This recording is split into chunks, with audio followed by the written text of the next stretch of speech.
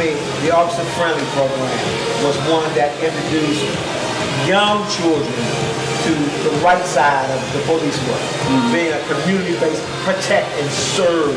Yeah. Now that you know, you should see that on the car, protect and serve. We knew that that was their job. If you ask the average urban citizen, what's the police's job? The last phrase you're going to get is protect and serve. That would be the last phrase you get, if you get it at all. Okay? From my point of view, I have to say this. A lot of times, wearing a uniform in the streets and dealing with those situations, we are human beings too, and we are, you know, You're saying you're saying police force, right? Yeah, police force. Okay, that's clear. Yeah, I'm putting another hat down. Okay. From my point of view. It's a police officer, right? Excusing my gag order. I couldn't bring it up. But just the experience as an individual standing in uniform on a scene in that situation when we're locking up an individual and they have to be African American, and everyone's driving by, and you know you get the camera, and you're like, okay, this is not what it seems. Everyone sees the middle of the story. Nobody sees the beginning of it. And it's always, like you said, it's always going to be more, depending where you at, like you said, more white officers than black officers. But when you do see majority all black on black, it's like, so now you're dealing with what? Internal racism amongst ourselves. Then you see white officers, and not all, and again, like you said, it deals with, let's look at the big picture, hiring people. In DC alone, DMV area, DC alone, we won't hire from the inside because no one wants to do those jobs. The youth don't want to do those jobs because, of course, through history and time, I don't want to be no cop.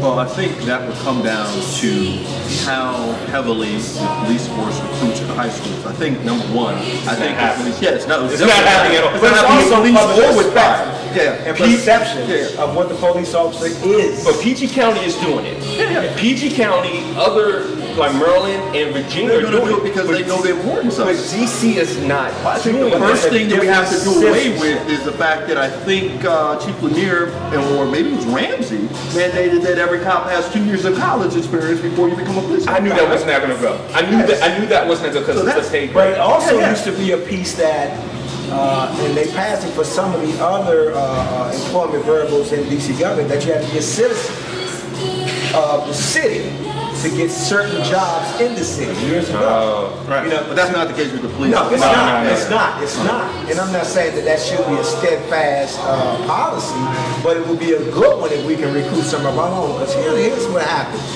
A lot of straight times, from high school. Yeah. A lot of times, if there's an arrest, and you mentioned black on black officer and perpetrator, what happens is the perpetrator looks up and says, "Come on, bro, give me a break."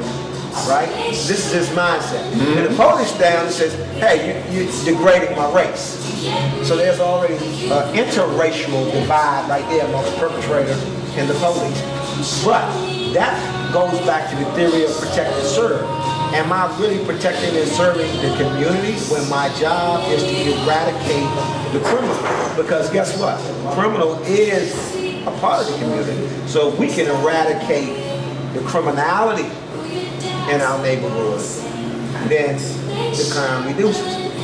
If we can look at, and it's always been a social issue, economics and so forth, if we change the economics, maybe we change some of the landscape of criminality. Maybe, maybe not, okay? But if we change our perception of the police, like you said, recruiting in high schools, things like that, in DC, we have a problem with high school dropout.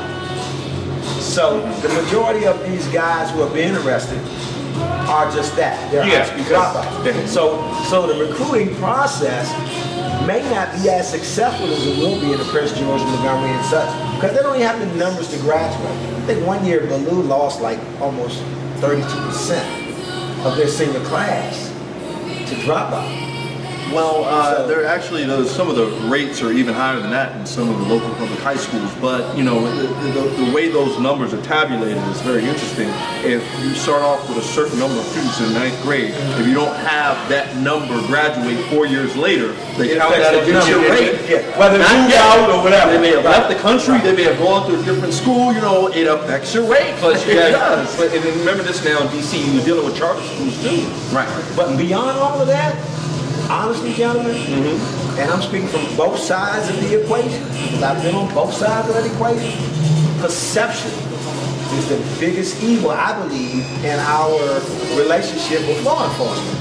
Because here's the thing, and it goes back to the hiring process and the training process. There are some cities that, regardless of your background, okay, there is an urban training that goes on in that police academy, right?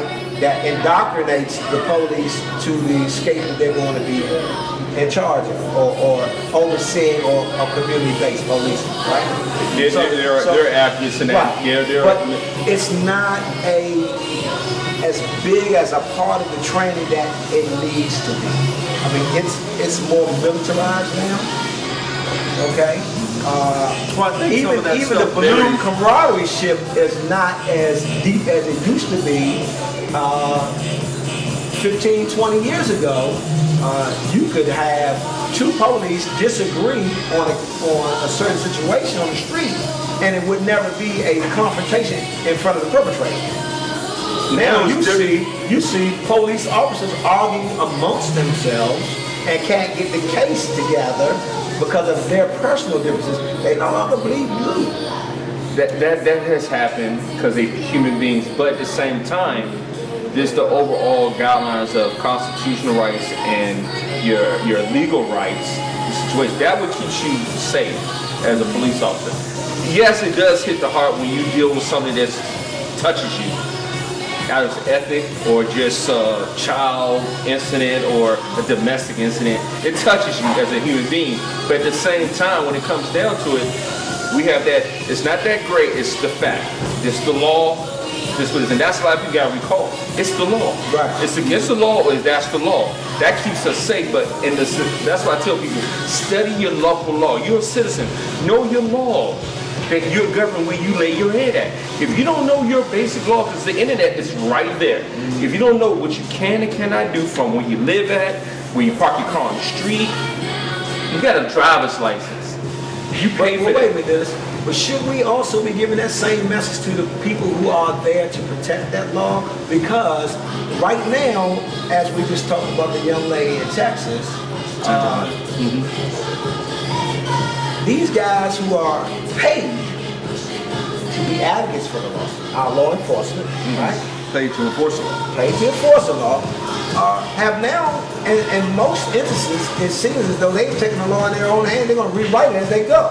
Well, and there's something that I did want to point out, that I think that Mayor Bowser and Police Chief Lanier did something that was very good, is the program to put body cameras on Metropolitan Police officers. Right. And they're trying to outfit the whole force. Right now they don't have that in the budget. I think they're going to handle 2/3 of the force.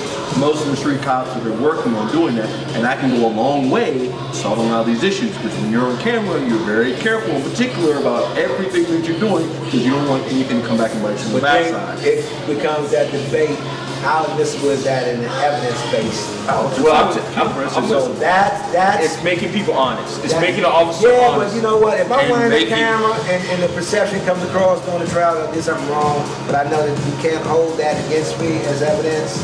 But you can if it's on camera. If an officer is on camera. Because now, from whose standpoint, Max? Whose standpoint? The officer's standpoint or the defendant? When they first came out with the idea of cameras, the evidence was going to be able to be a part of any trial about the cameras.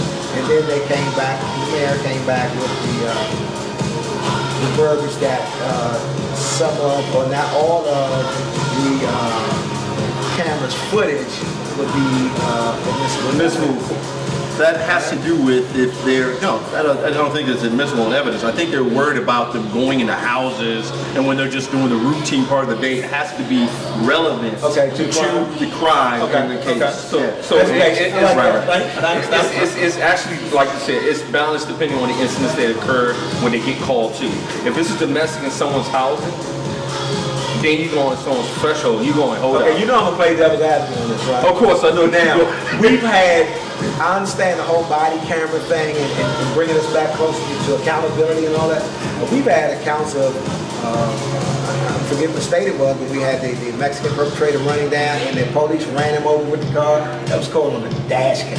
Right. You know what I'm saying? Yeah. I think that was in Texas. Yeah, Texas. I think it was Texas. Yeah. And we have instances, of people being, the Eric Gardner thing. Right. Caught on camera. Camera is somewhat of a deterrent. But once the activity goes and these officers are engaged, they're people. And they're going to do what they're going to do regardless of what the footage is. I've been in some situations and witnessed some situations where the police have said, put that camera down. Which is against your constitutional rights as an American citizen. But I've Supreme seen them Court slap ruled people's cameras that they out of are their hands. violating the law. Exactly. They are not allowed to do that. They are operating under the cover of the law, especially on public property. You have every right to film. And know what? It's because those cameras are about, everyone has a camera. It's making officers and it's think my personal twice. property. It's confiscating my personal property. When an officer approaches the scene and you know it's going to be live on camera, you know you're going to be on YouTube, I know that everything I say, do, and hope I have proper cause to apply such actions from my point standards as an officer. Right.